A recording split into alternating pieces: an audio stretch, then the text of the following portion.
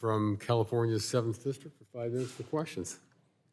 Thank you very much, Mr. Chairman, and I want to thank the witnesses for being here today. When Donald Trump ran for president, he promised the American people he would cut their energy bills in half. But the reality is very different. Since Donald Trump took office, electricity rates have gone up by 10%, and families are feeling it every single day. The latest inflation report makes clear it's not slowing down. Electricity prices are rising twice as fast as the cost of other household goods. And why? Because President Trump is making deliberate choices that drive costs higher. Trump is slapping new tariffs on energy inputs. He's doing everything he can to wage war on clean energy across the country.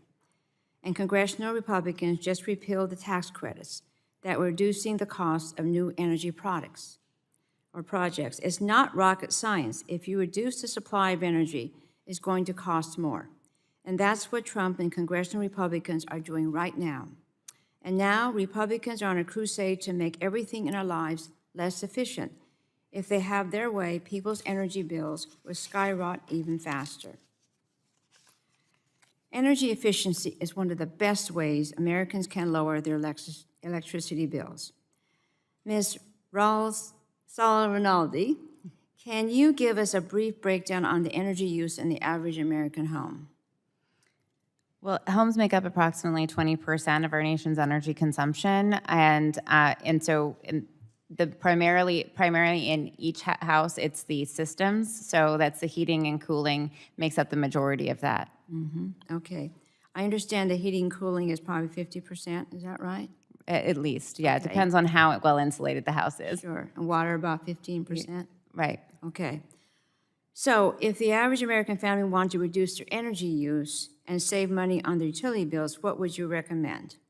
I first usually recommend an energy audit, having a professional come review the house, make sure that their air conditioner is sized properly, make sure they have the right amount of insulation, and make sure that they are taking advantage of all of the low-hanging fruit for energy efficiency. Then usually, since 9 out of 10 homes are under-insulated, probably energy efficient and insulation would be what they would need to do. And then after that, make sure that their systems are the most efficient possible to make sure that those big system costs are reduced. Okay.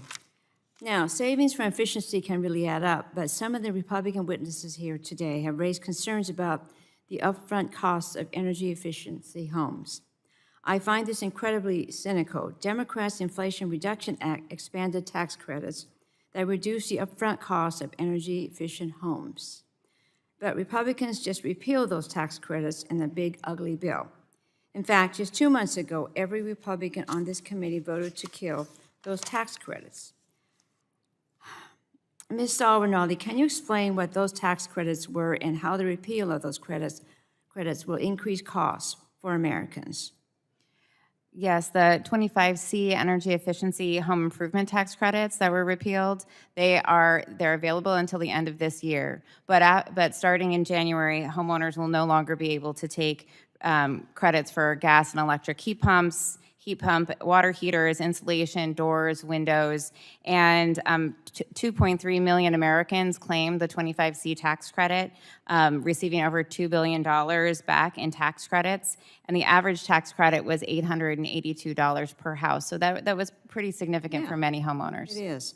Now, it's really a shame because an energy-efficient home can be life-changing. Our public utility in Sacramento, SMUD, helps to retrofit customers' homes with the latest efficient appliances and HVAC systems. Last fall, I had the privilege to visit with a constituent who had received an energy efficiency makeover. She was absolutely thrilled because Sacramento summers can get quite hot, sometimes sweltering, but her new HVAC means her home stays cool without breaking the bank. She was really very happy because, you know, she had to pay for food and everything else and try to look to see where she can find savings, but, you know, her house is cool and she didn't have to pay those bills. The benefits of efficiency extend beyond our homes. This committee has already held 5 hearings this year on how to meet rising energy demand.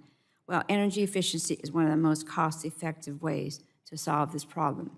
And I see I'm running out of time, so I will follow up with the questions later on. Thank you, Mr. Chairman. I yield back. Well, thank you very much.